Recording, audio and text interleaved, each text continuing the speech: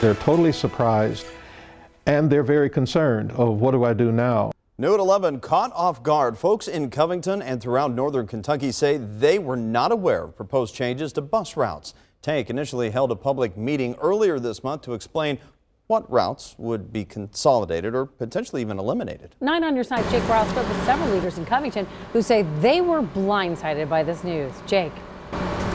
Guys, blindsided, and time is running out. 1 week remains for folks in northern Kentucky to be able to have their say on the future of the Tank bus system here in northern Kentucky. And Covington city leaders say they're praying that their voices will be heard. You'll find Reverend Richard Fowler inside Covington's 9th Street Baptist. I just started 36 years ago. And in that time, I've seen a huge number of changes around the city.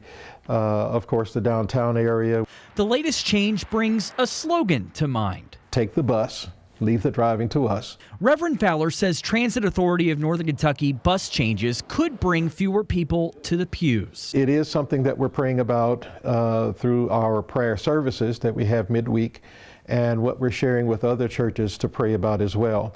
In Covington alone, all bus stops in Eastside, Austinburg, and Hellentown neighborhoods would be eliminated. Riders would have to walk to Madison Avenue. Eastern Avenue is 6 blocks away from Madison.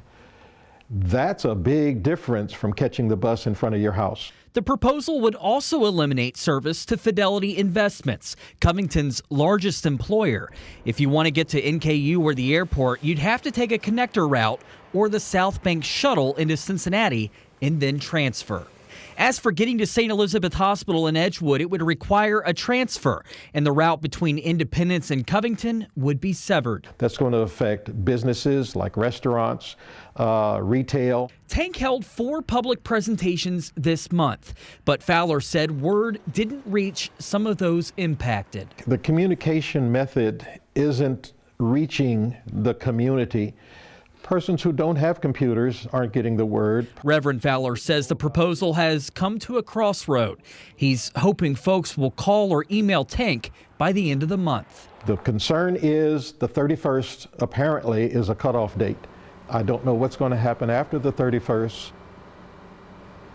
Now, folks in those neighborhoods are relying on word of mouth at this point just to be able to get the word out about it. As for if you would like to have your say on all of this, we'll put more information on WCPO.com. For now, reporting live in Covington, Jake Ryle, 9 on your side.